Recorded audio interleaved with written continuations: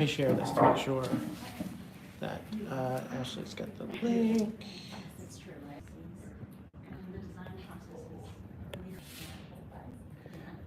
Jordan, can you do me a favor? Can you take one of the seats so I just make sure I don't accidentally cut off anybody's head? Okay, perfect. And Liz, if you take this.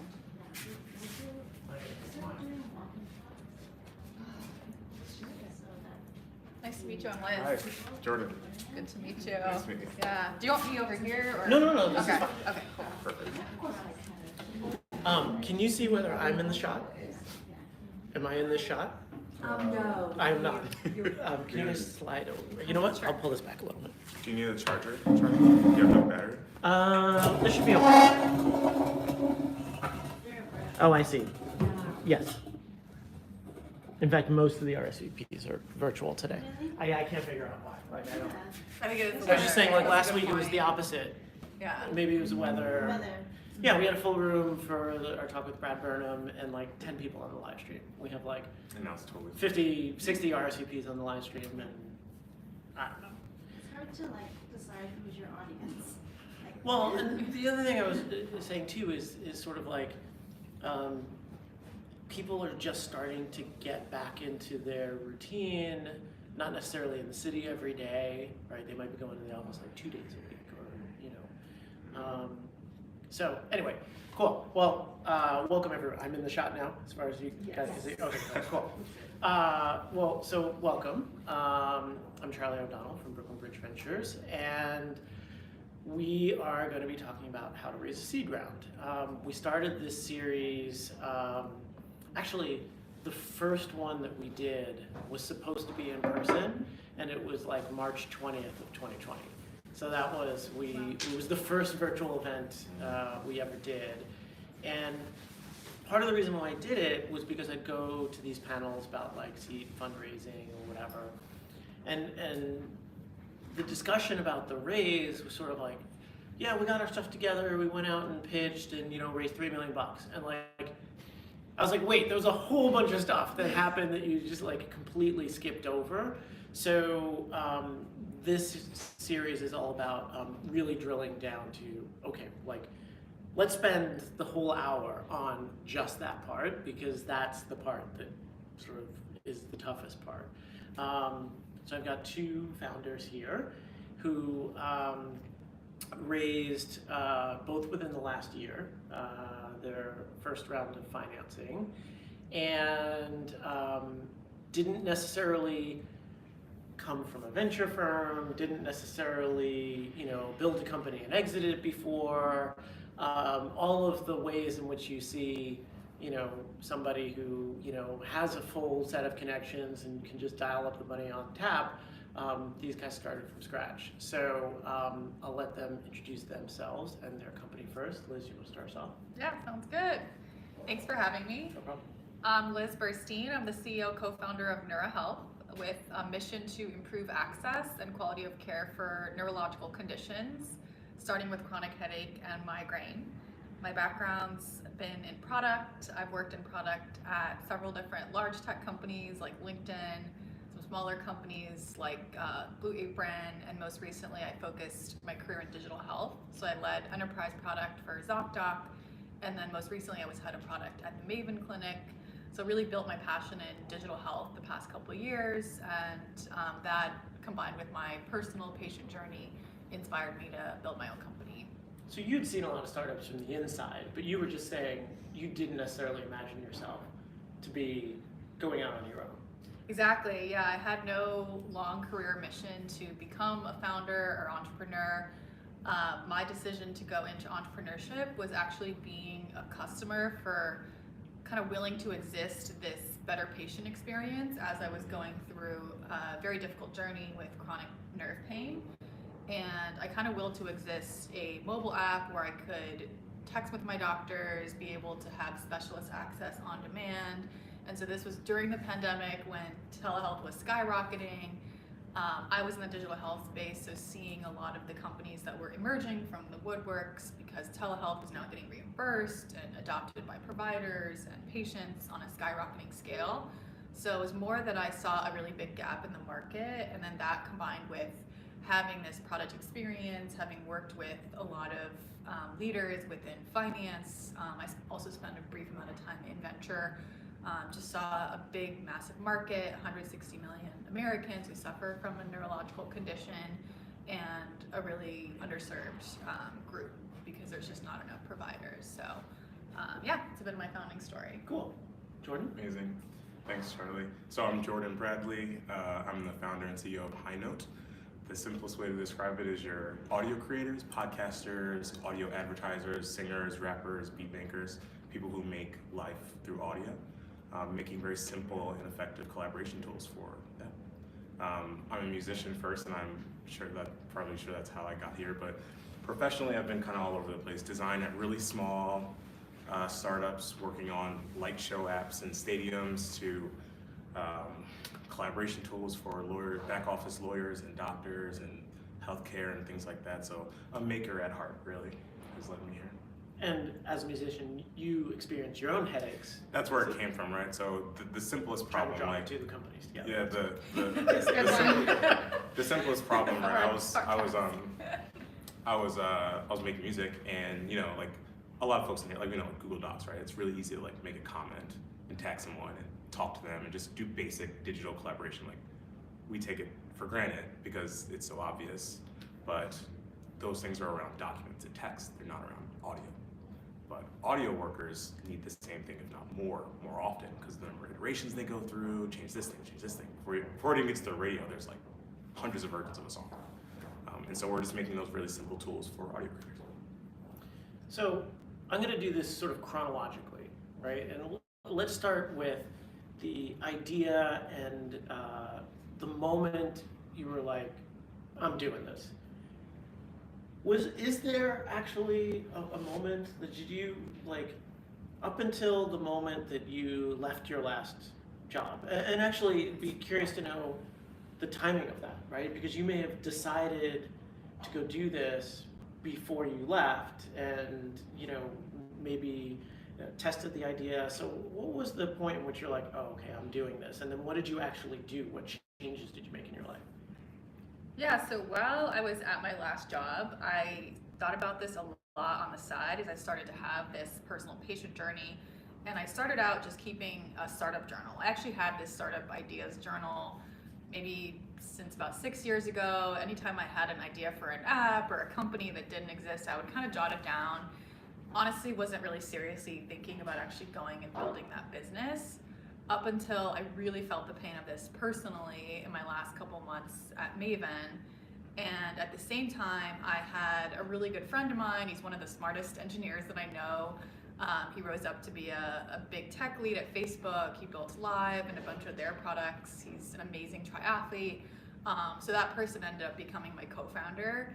And we were out at drinks in the middle of the pandemic. It was my first ever, small group social interaction after the pandemic started. And we were starting to talk about just kind of our passions in improving healthcare and fitness. He also happened to have a spinal surgery in his early 20s. So I was sharing with him my personal patient journey, and he was empathizing with it because he also had a very difficult surgery and recovery and just confrontation with the American healthcare system. So we actually decided to get a small office. It was this tiny little room at the farm. It's kind of a co-working space like this. Our office, nice rooftop, but we had a tiny office. It was probably the size of like a closet in this co-working space, and we were kind of all over exploring all different ideas in health and fitness. It wasn't just the chronic neurological space. We were talking to one of our parents had rheumatological issues. We were also interested in obesity, since that's such a major issue, exacerbated by the pandemic. So then we just started to talk to as many patients of these conditions as possible. It was kind of letting the market research proliferate and talking to the specialists, talking to doctors. And we were doing this across all kinds of conditions, any condition where we saw like this is a terrible patient experience. It was only after having about 100 or more of those conversations, like meeting random strangers in Facebook groups for like support groups for chronic headache, chronic pain, chronic sports injury. It crystallized that the neurological space was massively underserved. There were like no competitors in the market. And that was the point where we said, okay, we're building this business. Now we're going to go and raise some money to capitalize the business. Just out of curiosity, so you had your co-founder basically before the idea was finished. Right. Do you think you had space? Because sometimes I hear you get a particular co-founder who brings a particular skill set or has a particular interest, but maybe the idea shifts a lot. Was there ever a point where like you were really bullish on a particular idea and maybe he wasn't, and did you kind of have to meet in the middle, and could it have been that you wanted to work on different stuff, or did you sort of prioritize like we want to do a company together and we're trying to find sort of common ground? Yeah, it became the latter, but it wasn't like we got there on our first try, because we were talking to, like I mentioned, all these different patients, different conditions. We had this Did you do those conversations together? both together and separately. Okay. So it was, if it were a really high value conversation where, for example, it's actually hard to get time with a doctor, right? They're very busy, their time is very expensive. So when we got like a very high caliber neuroscientist or neurologist, we would join that together. For some of the patient interviews, we kind of tag teamed and divided and conquered. And it did take us some time to find an idea that we were both really excited about. There were other ideas where one was excited but not the other, and it was really important to us that we both had this aligned kind of passion and mission, and we once we got to, there were actually like 3 different ideas we were really excited about. We then kind of deep dived and tested them with actually investors, not from the perspective of we're fundraising, but more like, what do you think of this? Have you seen this before? Do you think there's demand? Do you think there's actually a business to be built in terms of, it's one thing to have product market fit, and then it's another thing to have an actual viable business. So we were interested in kind of testing it through those conversations, and I thought it was great to get investors' perspectives. It was actually really delightful to see investors were so willing to talk, even if it wasn't like, hey, we're actively fundraising. It was more, you were experts in these theses, these investment theses that you have, and you're spending all your time thinking about, does this company have a unique differentiator? So I thought investors were incredibly helpful in just being brutally honest and saying, like, there was another concept around helping fitness trainers access consumers directly through social and digital marketing, because they were all basically laid off from gyms during the pandemic. And very quickly it was sort of found that that idea really was important, but there were also like 20 other companies building that idea already. So we quickly said, wow, we don't want to be yet another one of these fitness platforms, and so let's focus on this other idea that has such untapped potential and no one's really working on it. But that's one of the things that I think people don't necessarily think about, the information advantage that VCs have, where like most of those fitness apps, a lot of them were in the process of coming to market. So it's not like they had like huge consumer adoption or whatever, but as a VC, I'd probably been pitched all of them. Especially being a VC who like runs races or whatever. It's like, oh, you're the person to pitch a fitness app to, and like 10 of them all pitched at the same time. I was like, I don't think you're all gonna win. But I think one of the keys there is you did it during a clear ideation phase. And I think it's totally fine to go to an investor and say, hey, I'm exploring this area. I'm looking into this, what have you seen, what works or whatever. It really surprises me when people basically get to the end and then come and say, what do you think of this? After clearly this is the idea that they'd settled on, because at that point I'm sort of like, well, what do you think of this? Like, you picked this, like you must be in this for some reason, and it's a little awkward sometimes to say to somebody like, hey, this like totally isn't gonna work, and it's very clear that you didn't do this 100 conversation process. I mean, I could almost plot, likelihood to raise and to be successful out of the gate with number of conversations, over time, in terms of the testing and the ideation phase. So Jordan, this is a question that I actually am not sure I know the answer to. What was your timeline of, you had the idea, and at what point did it become something that wanted to work on and then bring other teammates into it? Because I know that there was an identified team when I heard about it, but I don't know how long in advance they had sort of gathered as a group. Yeah. So my girlfriend's here. She's going to keep me honest in case I misrepresent. But yeah, I think we want to make the timeline really linear, but it's like not.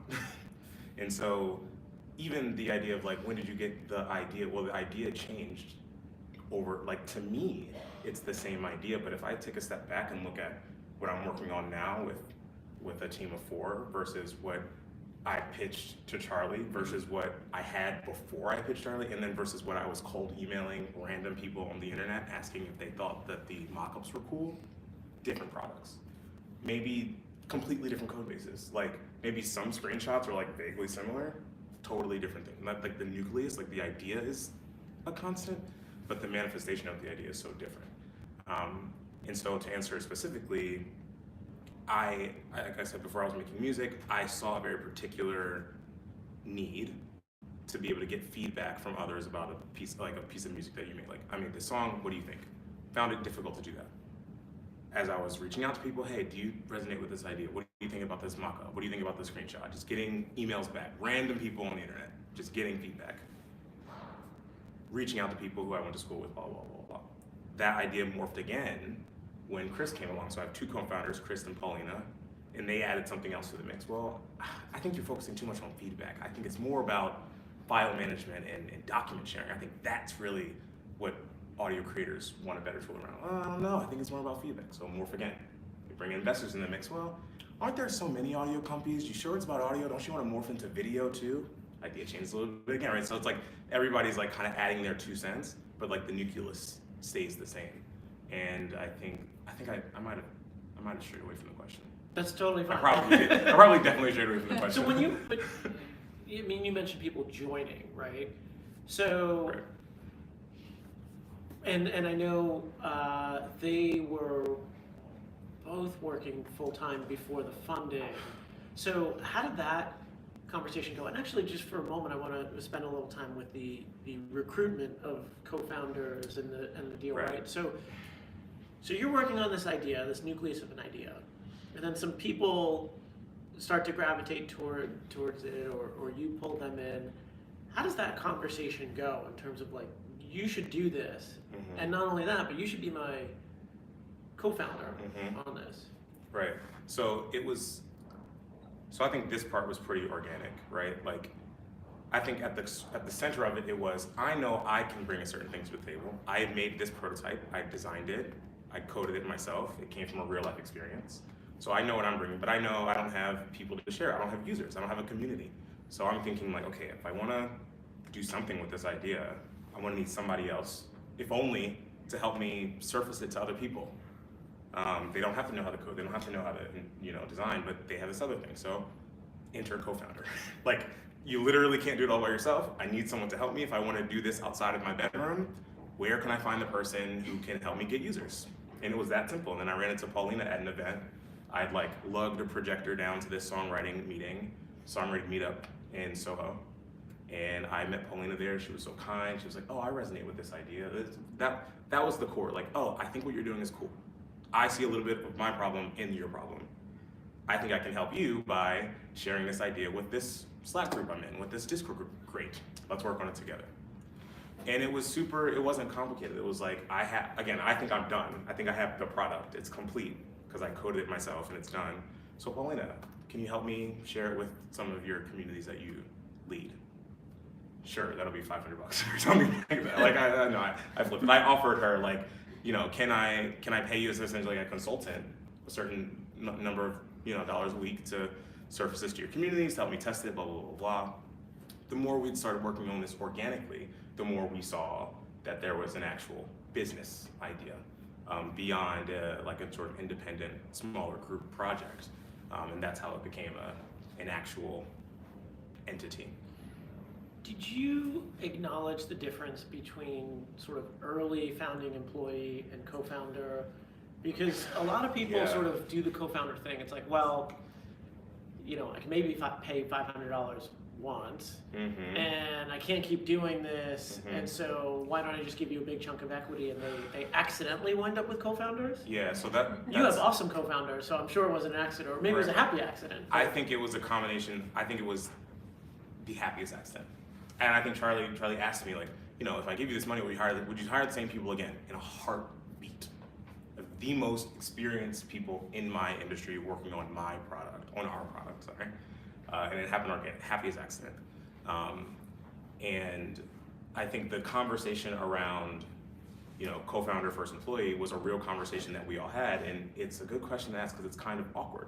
Like it's not super sexy. It's like, oh, we're meeting in Chris's studio every Monday, working on jamming away, but where's the equity though?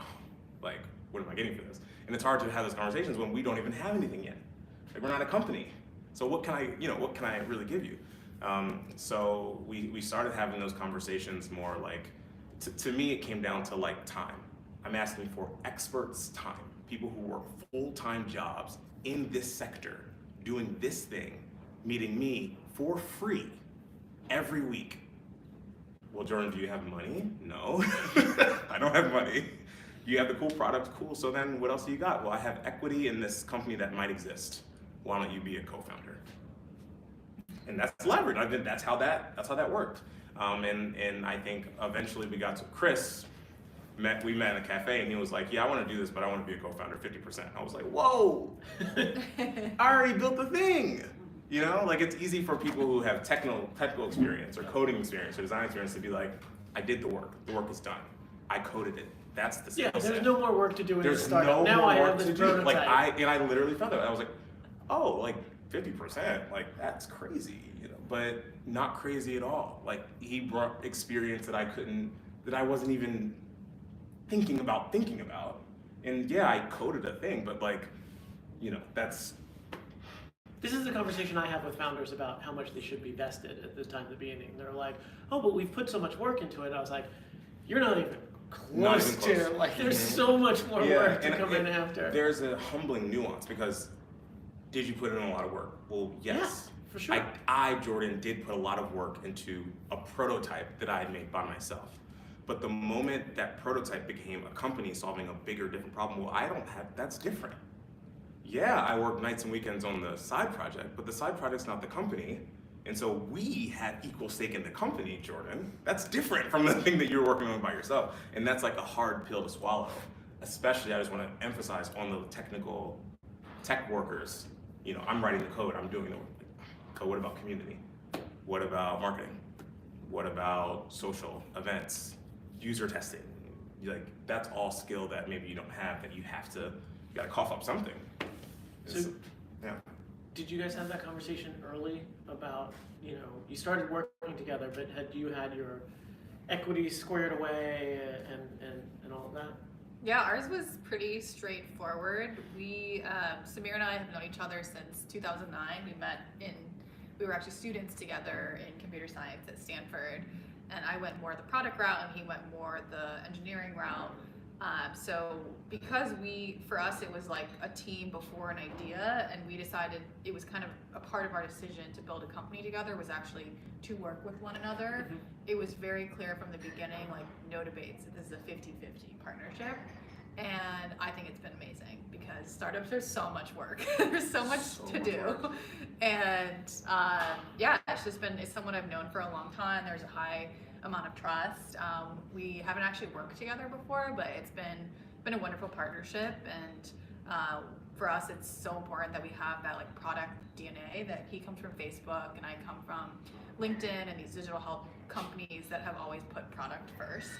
So every decision we make is very much, you know, what's the data telling us? What is the user research telling us? And that was clear from the very beginning, like the 100+ conversations we had, it was like validate all the assumptions. So it's been a good kind of cultural fit, and that's made the equity conversations have been, you know, pretty easy from there. That isn't to say, so now we have a team of 12, and you know, we have had the employee 0, the employee 1, where there is a lot of negotiation, and we definitely are the two co-founders, and we have our earlier employees, but that has come up with, you know, if we come across stellar candidates, we want them to join us as like our chief operating officer, and they we've been asked, multiple times for like a third co-founder status, and that's still, an ongoing, I think, piece of our negotiations for all of our hiring process. Okay, so I wanted to throw something in there because I think like around the 50-50 split, well, I have 2 co-founders, so 33.3333 times 3. But like I got a lot of like, why are y'all equal if you didn't get it do equal? And that's a tough question to answer because like the gut says, you're damn right. Like I said before, I did all this work. It should be like 95-5. But like, then the question is like, well, how do you make people feel that they have true equity in a relationship when you're working 24 hours a day trying to figure out if this idea is the right thing? Like, and the company's not worth $1 billion. Maybe it will be one day. But like, the signaling is something that I had to like, you are part of this. We're all equal part of this. Like, and we have to feel that way. And I think that sometimes it's easy to be like selfish, frankly, because like I have this $1 billion idea. Well, it's not worth $1 billion yet. So what are you gonna do? And so I thought that was important for like me to swallow, and perhaps like others can take from that as well. and we have very collaborative investor meetings, so pardon me for not actually remembering the answer to this question, but are you guys all board members? You're not, right? I should know the answer to this, but like I'm not even humble sure. CEO moment, like I'm gonna say I don't know a lot in this, but Okay. I don't know. I have to check. Yeah, I mean, one thing to sort of keep in mind is if you think about the levers of the way you can distribute sort of power, influence, ownership in a company, there's a bunch of different things, right? There's equity ownership, which is largely economic, right? I mean, that's, you could have somebody who is a large equity holder who doesn't necessarily have control. There's the board of directors of the company, right? And so you could have a 90-10 split with your co-founder, and you could both be board members. And if it's a 2-person board, you're actually both, influencing the company equally, depending on how your voting, is sort of set up. There's title, there's org chart. So like each thing has its own sort of nuance related to it, and they're not all the same thing, actually, which is important to consider. Thankfully, you haven't had to have any serious board votes yet. I mean, you're not, like, we're not that far into the company. Let's check back in next year. Okay, so you have a team, you figure out who owns what, now you need some money, right? And you put a deck together, you start reaching out. What was the beginning of that process like? Liz, I mean, you had worked for startups previously. I don't know if did you go to the backers of the startups that you worked at, or leverage those founders perhaps for your network? Like, how did you? Well, let's start this with like, how did you figure out what you wanted to put in the pitch deck? From like the message, the ask. How final was the first version of that pitch deck?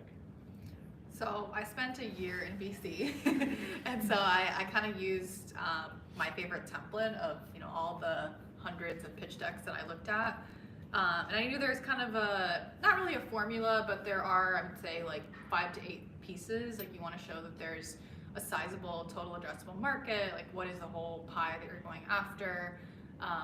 Obviously, the most important piece is to articulate the problem you're solving, like what is precisely the specific problem. Competitive differentiation, so showing that you're aware there's a landscape, not necessarily a direct competitor, but the general kind of sense of maybe for me it's like other telehealth companies for similar conditions, and showing and articulating why we're different from those. And then, of course, showing the amount you're raising and what kind of milestone are you looking to achieve with that initial influx of capital. The team background. So there's kind of these components that I knew had to be there, There is no special order of how they go. I think it's really good to kind of make the deck map your narrative. So if you're someone who, don't force your deck into a certain template that one particular VC gives you if it makes you kind of uncomfortable or like telling your narrative, like it feels awkward. So I shuffled it around a few times as I was doing my practice pitches with my co-founder and some of my founder friends, and just landed on a pitch that really flowed with the way I was telling our story. And in terms of the initial network outreach, I started with some of the contacts I built in my time in VC and some of my early managers and mentors, like my VP of product from LinkedIn, my boss's boss became a venture partner, and so I reached out to him and got the connect to LinkedIn CEO, who also is one of our investors. So it was a lot of just kind of first reaching out to the mentors, the managers who I felt like I had a really great relationship with. I had a ton of respect for them, they had a ton of respect for me, so there was kind of that built-in trust. And then from there, it was them reaching out to their close contacts and kind of that first degree outreach. And there was kind of two types for us. So there were people who were very deep on healthcare, kind of the domain experts, and some of those, I think, had kind of, to our discussion earlier, had seen so many telehealth companies. They hadn't seen this particular specialty vertical, but maybe they just lumped us in with all the others, and we're kind of like, I'm done with this space. And then the others were more general consumer investors who are really betting on a team versus a particular product. And so we kind of had a mix of the two, and that's actually what I was targeting in my fundraise, was some domain experts and then more just like general consumer tech investors who, regardless of whether it's healthcare or not, they know about marketing, they know about advertising, and so bringing that skill set into the cap table was important. Gotcha. Did you pitch cold? I don't remember. Yeah, so how was our connection? So we did everything you just said and a bunch of cold. Hello, my name is Jordan. Hello, my name is Chris. Hello, my name is Paulina. Like, this is just grinding it out with the keyboard. And Charlie, I think our connection was cold. Mm-hmm. And I think the beauty was that a lot of the cold outreach would eventually mesh with and then we had a lot of okay, Chris was really early at Kickstarter, early at a lot of companies that did really well. So I know this person, and then yes, they reach out on your behalf, and then Charlie, obviously, and then it kind of all fits together that way. But I did a lot of cold emailing. What aspects of what you put into your deck did you find needed the most work once you started that process? Yeah, I think it was whether we wanted to go sort of bottoms up or top down from a macro problem definition standpoint or economic standpoint. Highnote started as track notes. That was the idea, and we didn't actually want to take VC money. We didn't want to do the VC thing. $1 billion company, huge market, blah, blah, blah. We thought what we thought at the time, humbly, was we have a small market. Little did we know it's a $26+ billion global market with tons of verticals that we can slip into. But at the time, we just want to do this small company. We just want to be indie hackers is the term that we saw forward. We just want to do our own thing. We don't want to blah, blah, blah. And so out of that mindset, we had a bottoms up deck. Well, if you give us $500,000 or less, we can make $1 million in a year. And we're going to sell this at $5 a month. Just very bottoms up economics. We're going to code this thing, design it, deploy it, launch it, $5 a month. We'll have this much by the end of the year, and we're going to go on our way making this lifestyle company. That is not what resonates with venture capital investors. And our process was changing the deck narrative from that to hold the phone. That you're thinking too small. The problem as you're describing it, you just want feedback on me. It's just the tip of the iceberg. Come at it from the other way. In fact, we had one advisor who was you put the number 14 million in your deck and circled it. Nope, that is too small of a number. And if you ask anyone like me, $14 million is too small, then that's fine. $14 million is fine with me, but that's not the scale that we're talking about. It's not the scale that I was even privy to at the time.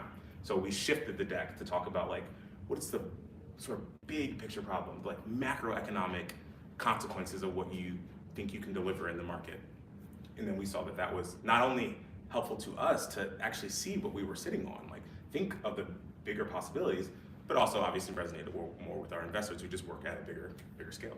One of the things that I think is hard about the pitch process is you don't really see what's going on the other side, right? You send your deck in, you get some feedback. It may or may not make any sense or be meaningful in any way. Maybe you don't get anything, maybe you just get a pass. But there's stuff going on the other side. There's, for example, the healthcare people having seen a whole bunch of telehealth companies and thinking the space is too crowded, right? Just, being like knee deep, blinders on, just seeing, every single company, meanwhile not realizing that the average consumer doesn't know any of these companies yet, and the market's sort of still wide open. One of the things when I think back to, I was at first round before I started Brooklyn Bridge Ventures, and we passed on Stitch Fix. And when I think about that pass, right, it came right on the heels of we were investors in Birchbox, we were investors in Kiwi Crate. One of our companies, Foodsy, had pivoted to a Box of the Month club, and literally the conversation in the partner meeting before we saw Stitch Fix was like, are we going to do every single box company? Like, is there just going to be a box for everything? We were so had such Box of the Month fatigue that here comes Katrina Lake, impressive founder, but she didn't realize that in that meeting the deck is stacked against her, and she has no idea that we are talking about box fatigue on the other side. She's just dealing with her company and pitching and all that sort of stuff. So there's no way we would have done another box company. Well, meanwhile, maybe some other VC firm that hadn't seen a bunch or maybe wasn't as consumer focused, might have been more open to it. Go ahead. We got a lot of that too. Like you mentioned, you had one. You mentioned folks sort of, oh, it's a health company, just kind of jumbling it all together in one. And we got a lot of that with music. We learned that the word music is triggering to investors.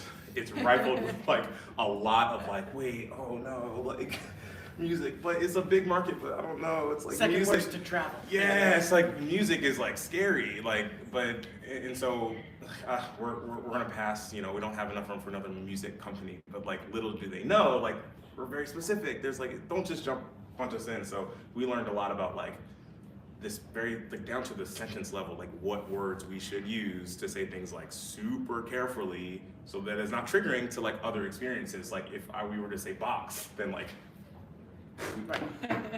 we don't want box. But if we were to say, we're doing a pyramid sort of thing, or we'll put stuff in a pyramid and send you pyramids, then maybe that would have landed a little better.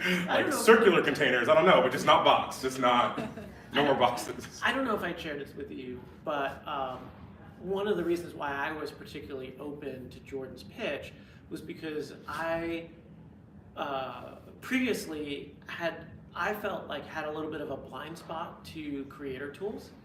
And so I had, I backed GroupMe when I was at first round, and Steve Martocci, who's the co-founder, went on to build Splice. And so, obviously, as one of his early investors, he came to me early and said, hey, I'm working on this thing. And I was like, dude, this seems like a really small market. I don't see how this is a big thing. And it was super early in my VC career, right? And so I did not learn the lesson of somebody makes you money once, you just go back and back them again, right? And so I was like, dude, Steve, I don't know, right? And he was really into music. It's how him and Jared from GroupMe met. And, Splice wound up taking off and found and grew its market and became very successful. So I felt like I missed Splice, right? And then there was another company. Oh, in the last year, a couple of years, I've become a paid Canva user, obsessive Canva user. And if you think about Canva's market, no one would have ever said, oh yeah, VCs are going to use this a bunch, right? I'm not particularly creative. I don't make things as a living, but you give me the tool, and now all of a sudden oh, I could do that. I have, if you make the tool easy enough for me, then I will start creating more. And so I sort of learned that lesson of wow, this is an interesting lesson. And right before Jordan's email, I noticed that I maybe miss it. It's WOMP. Yeah, WOMP is the 3D design tool. raised a seed round, like $3 million or something like that. Not that that automatically means you're successful, but the founder of WOM pitched me like 2 years ago when it was barely even a usable prototype. And again, I was like, it doesn't seem like that big of a market, whatever. And then, now 3D design with all the NFTs and metaverse and all this sort of stuff, it's like, oh, maybe that was a bigger market than I thought it was, right? So in my mind, I'm like, I have to keep my eyes open for like creator tool stuff, because I have a consistent pattern of sort of underestimating the size and ability of the space. And then I get this, I was like, yeah, sure, creator tool, like I'm psyched to meet with you. And it was all because of, the companies that I felt like I had missed previously. But like Jordan didn't know that when he was pitching. It's not on my website. My anti-portfolio isn't up there in any way. But somebody who hadn't necessarily had that experience. And I think in the middle of your fundraising is when the video tools company sold, right? Frame.io. Sold right as you were fundraising, for like $1 billion. To Adobe, and then we were able to say, after that, we had been saying we are going to be Frame.io for audio, and then Frame.io sells to Adobe for $1 billion, and that was helpful. That was very helpful, super helpful. Cool. So, all right. So you're out there pitching. Do you have a sense of like how many pitch meetings, how many investor pitch meetings you actually? Well, let's talk about the funnel. How many outreaches? How many meetings? And how many of those meetings turned into like second meetings? Any like rough approximations? Like how many outbounds do you think? I think probably 50 outbounds, maybe 40. All of ours were luckily warm, so I would say it's about 45 meetings. And then it was about 2 weeks to go from the first to the close. Gotcha. I also think we got a little lucky because we raised around Christmas time of 2020. And I think what had happened was this is the beginning of the pandemic year, and there was, I think, a little bit of slowdown in funding, and so a lot of the firms we were talking to hadn't made an investment in the past months, and so I think a lot of it is timing too, where it's like, so they were itching to do a deal. Yeah, I think there was an element of that. I mean, plus the fact that these were kind of warm intros or 1 degrees of those, plus a founder team that has spent over a decade in like recognizable brands, and myself in the digital health side. So I think it was kind of those pieces combined. There's an element of skill, there's an element of luck. I think it is important to realize that there is an element of luck, and so it's cyclical, there's seasons.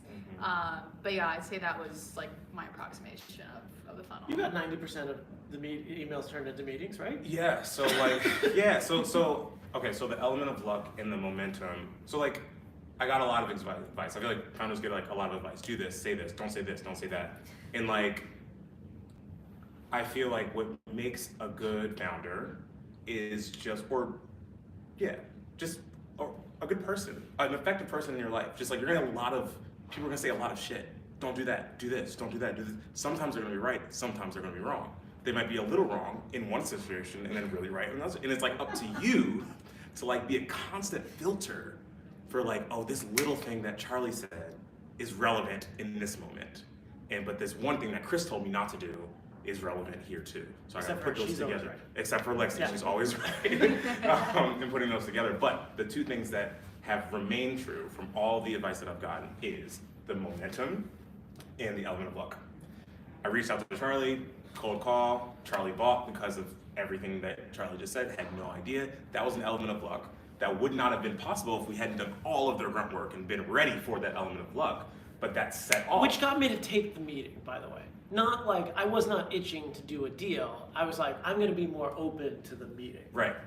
And then the momentum piece rings true because I learned that like, okay, talk to Charlie. Now, who am I gonna tell that I talked to Charlie? So that they can feel like they're missing out. And like, investors say that I don't think it's like a bad thing, like the FOMO word that we hear a lot. Like, it's actually important. Like, or else how are you gonna get it? You gotta get it. You have to have some sort of urgency. You have to like create this like urgency. And if it's legitimate, it's gonna be like, people can smell the bullshit. Like, oh, you're not talking to anybody, this is not. But like the momentum that you have to create. I just talked to Charlie. You wanna talk? Great. Charlie just set us up with these 4 people. Are you interested? No? Cool. On to the next, like, playing that And field. we got to a getting term that- sheet pretty quickly too. I think that After Charlie set it off. Charlie set it off, right? Like, you emailed a bunch of people, then we got a lot of calls. Some of those calls were no's, some of them were yeses, and we were able to close up. And so it was like, the whole timeline was like, no, no, no, no, no, no, no, no, no, no, no, no, yes, yes, yes, yes, yes, yes, yes. And it kind of like, and the yeses kept coming after you were filled up too. right. And then it just goes back to the FOMO. I don't know, I feel sometimes that like it's a slimy word to say, like you gotta create FOMO for investors, but like it's a very human thing to like, you don't wanna go to a party if nobody's there. And sure, you can say like, man, I knew that shit was gonna be lit before everybody pulled up. I knew it was gonna be, but you didn't know. And sometimes you get lucky, like I went to the party and it was lit afterward, but like you wanna feel like you're onto something with other people. And maybe I'm just doing a personal reflection, I thought that was slimy. Like, why do we have to make FOMO? Does that mean we're like playing the field? Does that mean, but it's like an important like human element to the process to remember that like everybody's a person and like you got to make it feel like you're actually going to start a party and it's going to be lit if I come. That's part of your like job. And I think too, not that I often come to the defense of VCs because for the most part we don't deserve it, but I do think there's a time and attention management that sort of happens, right? There's a like ton of inbound, there's things you're interested in, but there's a reality of like, this deal has time, this deal doesn't. And if you want to do both, you have to prioritize, right? If this deal is actually going to close next week, I got to get on that. And it's unfortunate for this other deal that I'm guessing isn't going to close next week, but I can only do one at a time, right? And so, of course, they're both trying to get me to pretend that they're both going to close the next week. But I've been doing this for like 20 years. Like I can get a sense of like, I got time on that deal. This deal I sort of feel like is getting, some heat to it, so this needs sort of my time and attention. Did you have like an official lead for this round? And how did you get to, because we were talking about this sort of FOMO thing and everybody wants to come in, at some point you have to decide that the deal is right?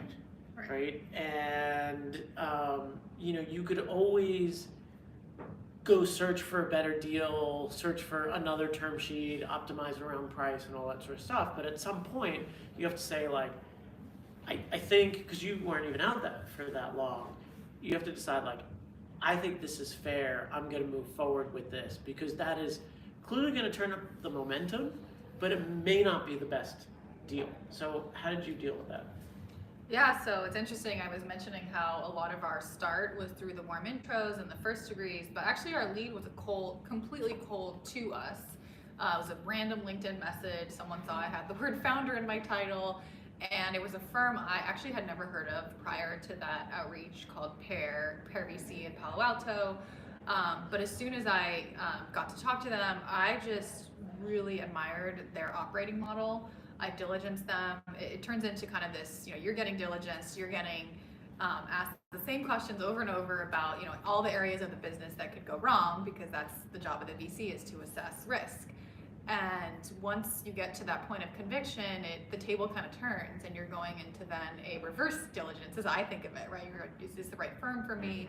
Are these the right partners for me to be, bringing on? And because not super well known for, not a in very terms well of known visibility. fund. Yeah, but I researched, what I could find online. I started to talk to some of the early founders. They were one of the first checks into DoorDash, and started to really just admire that this is an amazing seed stage fund, and they have, I would say, lived way above that expectation, just in terms of like a proactive fund that's super helpful with resources, hiring, advisors. So yeah, that reverse diligence I think is really helpful, and kind of asking them for intros to their founders who, they always like to highlight their portfolios that they're proud of. So for us, it was like, can we talk to a couple of the seed stage founders and understand what it's like to work with you? And then of course there's the question of, is this the right fund for me? And then are they offering a valuation that I believe aligns with what we value ourselves at? And you were kind of describing that up and up time, or that swing. So we had gotten to that swing when this intro came in, And so it instantly, the valuation started to go up because you're in kind of a little bit of a bidding war. And one of the easy wins for a VC to win that bidding war is to increase the valuation. And so there was a little bit of that. It wasn't like an extreme increase, but we had a few different bids and different valuations. So then it was kind of synthesizing the founder feedback, the valuation, and then for us, we are moving into this remote culture, and this is a firm in Palo Alto. We're a New York-based company, so there were some questions around, is this going to work out fine of being like East Coast, West Coast, and we decided it's worth it, and it's been a great decision. There is one thing I want to add. We're talking about luck, and I was also reminded of, so we're a neuro clinic, and right now we're focused on headache and migraine, and the sheer number of investors, advisors, hires where there's some personal connection, right? It's like, I have migraines, or the investor will often say, my wife has migraines, or my kid has migraines. So that's, you were talking about the connection to the creator space, kind of being introduced to them, or giving them that sort of more direct exposure to like knowing someone with this problem or themselves experiencing that problem. That makes a huge difference.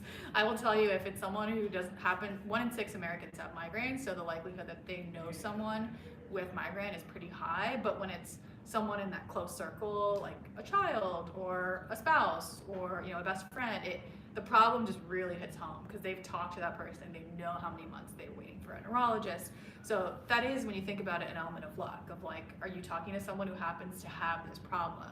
And there's no like database out there that tells you like, oh, this person has migraine. Obviously a major HIPAA violation. So there is an element of, kind of asking them to like dive deep and say, do you think about like one of your friends, you must know someone with this problem. And I often have people proactively saying, oh, like I really understand this. I actually know someone who suffers from migraine. It's honestly like half my emails every day are like, oh, my friend or my mother. So it really helps for people to kind of have that understanding of the issue. One of the companies in my portfolio, a company called Westberg, which makes a patch that if you have sleep issues or apnea and have to go to like a sleep clinic and attach yourself to all those crazy wires and all of that sort of stuff, they've miniaturized it into a small patch, and then it syncs up with your phone, and it's super easy.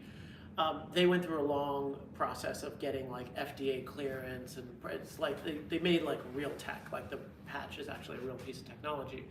And there was a point like pre-FDA clearance where it's a risk that's hard to get VCs to take. Not everybody understood how difficult sleep problems can be. And the founder of this company is sort of this very, smart, but like engineer type that is not necessarily, the salesy fundraiser type. Probably went like for his first 75 pitch meetings on what would have been like the institutional seed. Like we raised a pre-seed round and they were raising like, sort of 4. And I remember sitting down for this meeting, at this regular catch-up meeting that I do with my portfolio, and I was ready to have the conversation of like, we struck out. Like, how are we going to sell this to somebody? Like this has just not worked, right? Because he's been fundraising out for a while, and he sits down and he's like, we got a term sheet. I was like, what? From who? And he's like, from Spark. I was like, oh my God, that's incredible. Like Spark is like top-tier venture firm. And it turns out that the partner who led the deal at Spark was also sort of an engineer type who had like really severe sleep problems. Totally understood it intuitively. They both geeked out over the nature of the problem, all of that sort of stuff. Like the perfect investor for this company and a top tier firm. And meanwhile, 75 other people said no or didn't want to do it because it was hardware, pre-FDA, or it's hard, or sleep's not, not the area that they're looking for, or like, can't you do this with an Oura ring, or what have you. And so like finding that right investor fit, I think is kind of really key. So from the moment you guys said yes to the initial deal, how long did the actual closing process take? And then how did you do like round allocations? So you had like an initial investor that was willing to take some piece of it, and then you had like a whole bunch of other folks, maybe ones that didn't make it in, or like how did you manage that process? Yeah, so I think similar to what you were sharing, we got to a point where it was oversubscribed, and it was interesting because we actually decided to start out to try to raise 500K, and it very quickly got above 2 million. And my co-founder and I actually did not agree on this. He was like, let's stop at 500K, let's build the thing, let's take it to market, and let's not dilute ourselves. He was very concerned about dilution.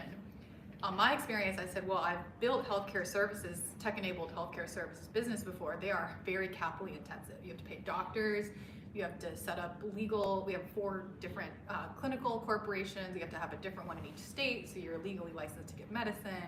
There's the lawyers involved to do that. So I kind of had an understanding of it's going to take more capital than we think. And then of course the other team members, the engineers, the operations folks.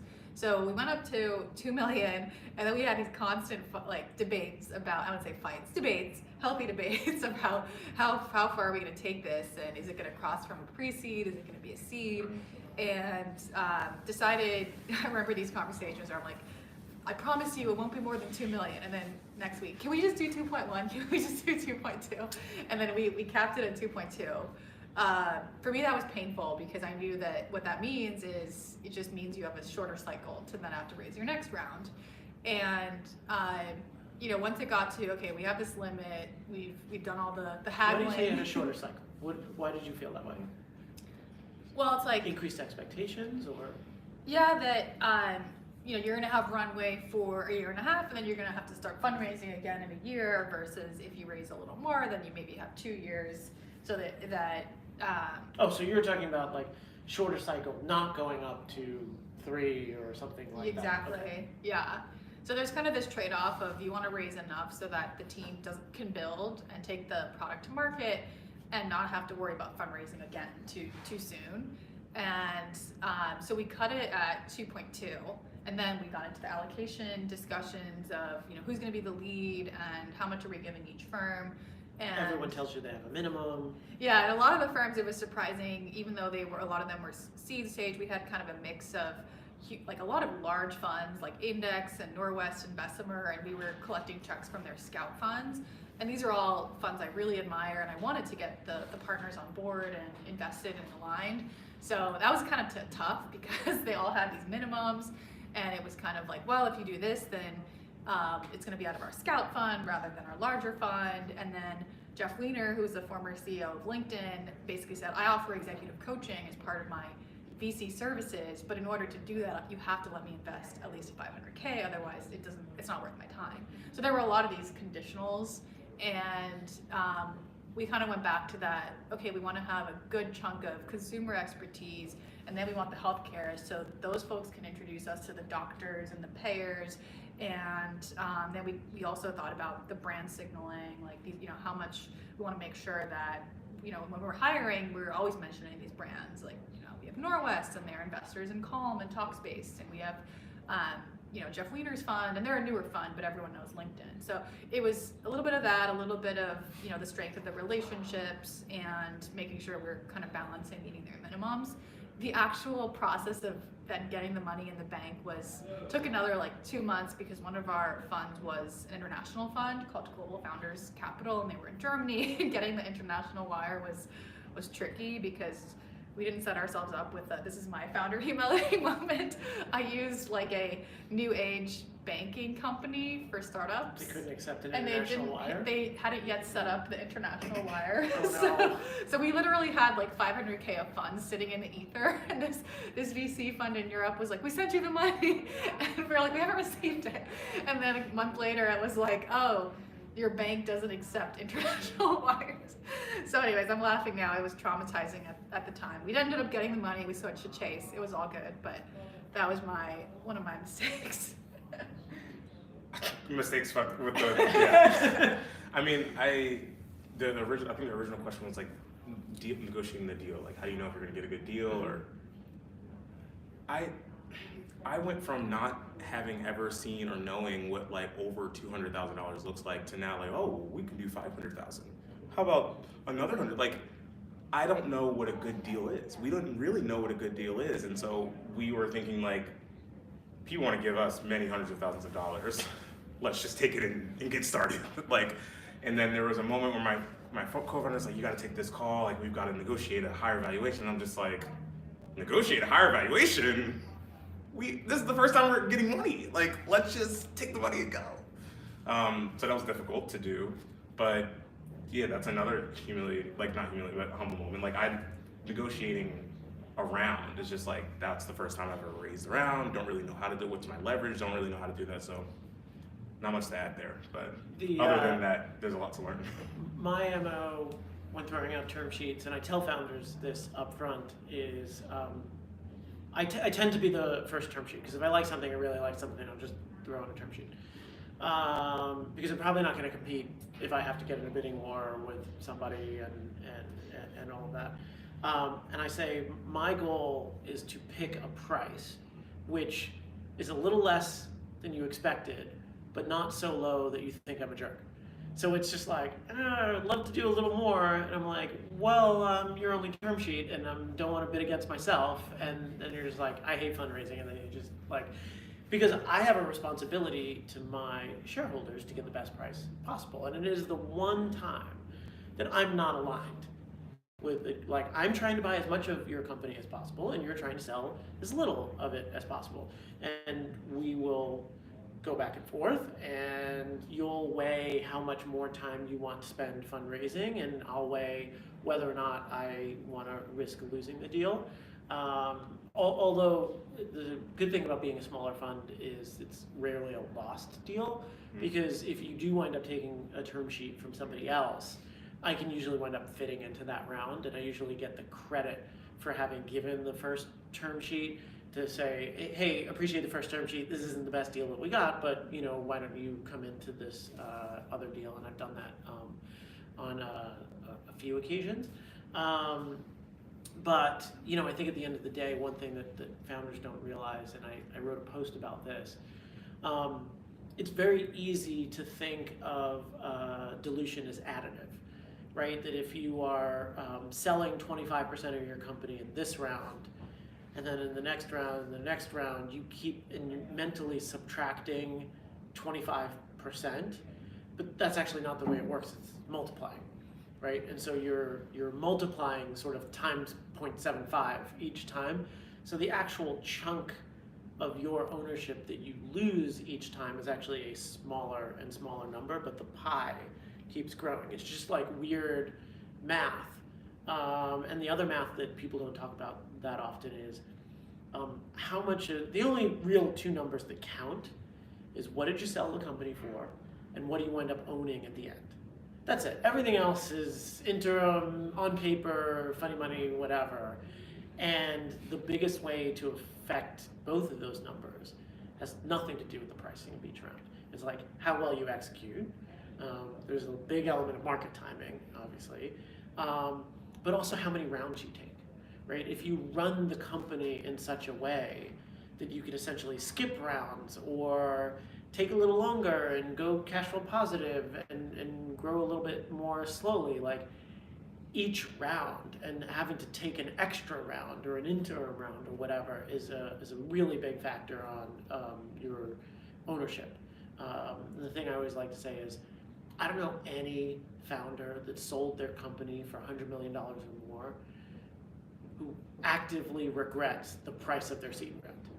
Like, that's not a thing. Like, if you sell a company for $100 million, like, you're gonna do fine at the end of it. And there may be strategic things that you regret along the way. The price of the first money you ever took probably is not gonna be the one. Before I let these guys go, because they have businesses to run, is there anybody who has questions from the audience? That unfortunately I can't see if there are live chat questions, so we'll have to. Hopefully we covered everything. But hi, my name is Nam. Thank you so much for sharing your experience. When you negotiate pricing or go back to them and talk about how you decided to raise more money, initially when you say they ask you about your funding size, like how do you manage that communication and expectation in a way that you can nurture the relationship but still maintain the tension, because it can be. yeah, does that deal negotiation kind of create friction, and how do you make sure that friction doesn't stick? it didn't create friction for us. It was more positive for us because it was like, wow, you're so excited about our business that you actually want a higher ownership stake and you're trying to kind of drive up our total seed investment. So I took it as a positive signal, although my co-founder, I appreciate that I as wish a my VC. I wish my co-founder was here because They're trying to take our business from us. like you said, no one kind of looks back and regrets the bumping up their seed a little more, so the seed investors own a little more. So yeah, I took it as a positive piece. I think the part that is important to navigate is not appearing indecisive, right? If you came in and said, I'm raising 500K, and then it went to $1 million, and then it went to 1.5, and it kind of gets to a point where it's like, how long is this going to go on for, and is this round ever going to close? So we kind of got it to a point. In my case, it more than quadrupled, but there was a day where I said, okay, no more. We got to finish this fundraise and move to build. So I think as long as you kind of give yourself that upper bound and then clearly communicate, I think it is okay to say, hey, we're getting more interest than we thought we would, and we're also starting to realize the amount of capital it takes to successfully hit these milestones. It is okay to change the number. Just being really communicative about it with all the interested parties, and then of course internally if you have co-founders. I would just second that. Like, we had a few conversations where it was like, well, again, we were going to start with like smallest amount possible. Then, okay, now 1.5. Okay, now 1.7. Well, you want to take 2? And we do have to just call it. And I totally get the indecisive part. Like, you just kind of have to be like, okay, we're good now. We're done. But I think to your point, if I never worried about like, well, if we ask them, then they're going to just like, they're just going to hate us. They're gonna walk away. Because you're right. Like, if they truly want to work with you and they truly see the value of the company, they truly see the value of the cash that they're going to infuse, then like 8 or 9 or 6 or 7, like these little like ups and downs and aren't going to like, I'm not talking to them ever again. Like, then that's like, you just dodged a bullet, because like it should never get that dramatic. So. The only 2 times I've ever seen a deal actually break was not on this part. It was actually on the legals part. And it was in scenarios where the other side felt like there was over negotiation happening for things that either didn't seem to be worth it, right? Or there were divergent opinions about control, where one side said, hey, this voting structure, this list of stuff I'm not allowed to do or whatever seems not market, there's just aspects of, especially for later rounds, like how different classes of investors are treated and all of that sort of stuff. And I remember I had, it was actually at the end of a race, which was kind of funny. There was a European investor coming into one of my portfolio companies, and I was on the West Coast, so the time difference was big. And I was in the middle of doing like a duathlon, and I had timed the call, so I would finish right at the time the guy was calling me. And so I'm literally like running up to the finish line, and the phone starts ringing because he called me 2 minutes earlier, so it was a good incentive to sprint to the finish line. And I get on the phone, I'm like, he's like, are you okay? I was like, yeah, I'm good, don't worry about it. And what had happened was actually that some of the other investors started squawking about different terms that it would affect the way they're like convertible note converted or all of that sort of stuff. And the cap table just felt unfriendly to this investor. It just sort of felt like this, like we are agreed on the fundamental, like the high points of the deal, and now we're stuck in legals. And I think what sometimes happens is you think of the legal process as like outsourced, like great, we're agreed, we'll just let the lawyers figure it out. And you could have like lawyers like to win, right? And there could be a lot going on in there. You just like leave them, alone for a little while, like, because the other side doesn't know, like, is the founder driving this term?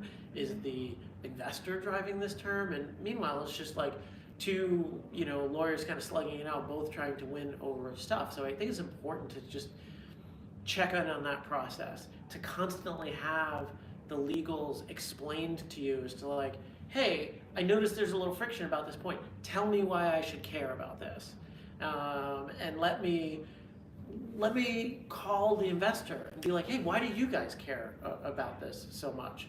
And in both scenarios, they hadn't talked to, the investor and the founder actually hadn't talked to each other in the last few days, and the legal negotiations had sort of gotten handed, because both people had sort of, let the process go a little bit. So, but I've never seen anything break because of, bad feelings for price negotiation, right? And, somebody might say, hey, that's too expensive for me. If you want to go try and raise that from somebody else, that's fine. But I think everybody recognizes everybody's incentives in the process. Any other questions? Go ahead. Yeah, I know you mentioned you started off trying to raise 500K. Did you have like a hard timeline to raise that up as well? And you got all the way up to 2.2. Did you have to at any point extend that timeline in order to get to that amount? And pretty much how do you handle that? Because the people who came in for that first 500, I guess. Well, you hadn't closed them. That's it. Yeah. So the round hadn't closed yet. No, it hasn't closed. Yeah. So let's say the deadline came, and now you have to extend it in order to get to that 2.2. I guess what I'm trying to say is the fairness to the early investors that came in, and then you have to extend to get to the 2.2, and these people are now coming in later. So I'm trying to figure out how do you manage that? Yeah, it's a great question. So our timeline was to raise in about a month, which I think is kind of standard for seed. And in a way, luckily, we're raising, it was mid-December. So we thought we'd kind of raise for a week and then take a break for the holidays and then resume in January.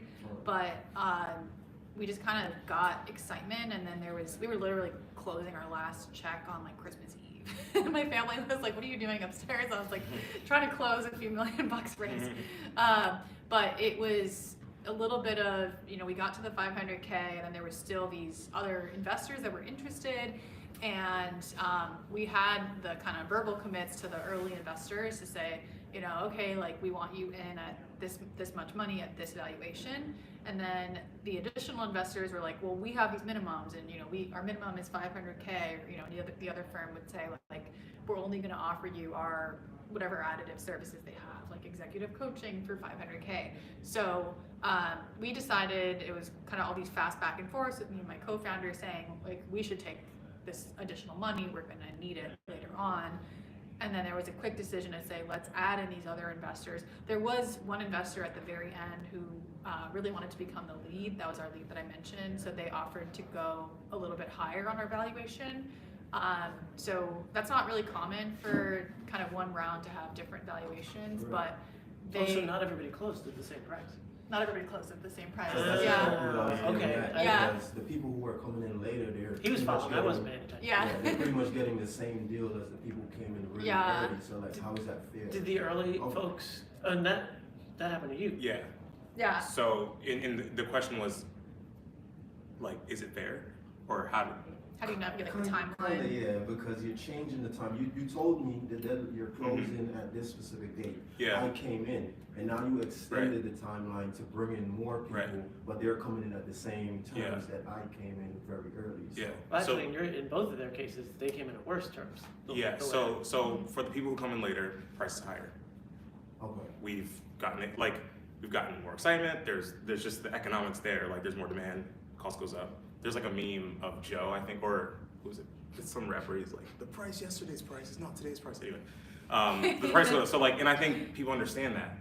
The people who are first get a cheap price. But also about the deadline, we never said we're closing the round at this date. They were all on safes. So safes are inherently rolling.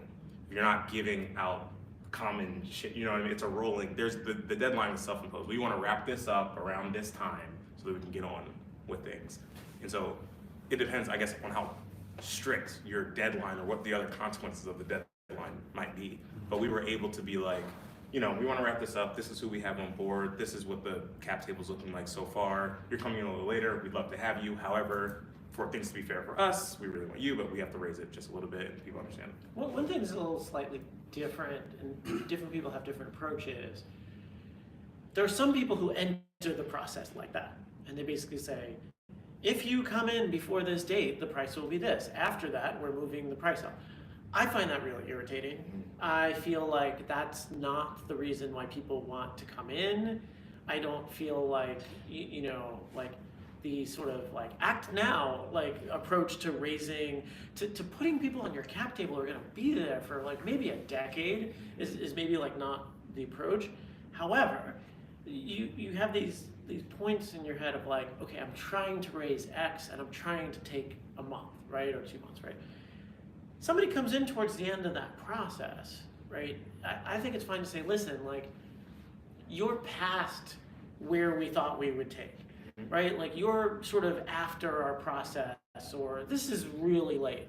And so for us to consider taking money from you, it actually, like, we already have what we wanted. So, like, you gotta give us a little incentive to take on more money, which may mean, you know, sort of a higher price or all this sort of stuff. So it isn't that the deadline ended, but like, you would have been fine to walk at that point, to not take that money. So somebody's gotta basically give you a reason to take more. Which is tricky, because then the tables turned just a little bit. And then I had one call with an investor, like, we kind of want to raise up, and he was like, well, I said we weren't going to do this. And they, like, and that's when I learned, like, I'm a beginner, I should shut up and just go home. Because he was like, no, I said we're going to keep it at there, right? You're good with that, right? Cool, let's keep it moving.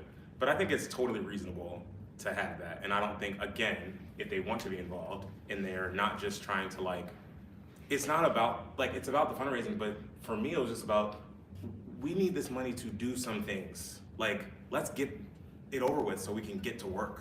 And so, like, the longer we're like going back and forth in these details, like Charlie suggested, if you run the company the right way, you're not gonna be worried about this even 3 or 4 years from now. Like, if you outperform, if you constantly like go above and beyond, then like this little first deal is not going to be as significant as it may feel in the moment right now. So I think it's, yeah, I think it's completely reasonable to like raise the price for the later folk. So before I take the last question, I'll make a comment on, that is one of the benefits of using safes early on, because you may not know how big the round winds up being, right? You set out to raise 500K, like maybe you get 500K, maybe you get $1.5 million, or you set out to raise 2.5, and there's only 700K of people who want to come in, and then it's like, well, what do you do? And so I think it's important to have a sense of like, a smaller round looks like this for us, and I have a plan for that. Right. And a bigger round would mean, because you exactly we had this conversation early. Yeah. I think like you would, it was like 750 or something. We had different buckets. So what can we do if we could literally just try to get someone to give us $25,000? What can we do? Okay, 100,000. What can we do? 500K. What can we do? 2.5. What can we do? And the answer to that, some of those might be nothing, right? There might be an instance where like you literally cannot get to a good point with 100 grand, and it isn't worth taking, because you don't want to, you know, build a short pier for a long walk, basically. Right. It was helpful though for us to have those benchmarks so that we knew what would be possible. Cool. Last question, anybody? Cool. Thank you so much for taking the time. Thank you. Really Awesome. appreciate it. Thank you. Awesome. And thanks for everybody who tuned in live. We will put the video up and share it around. It's good to meet you. Indeed. Yeah.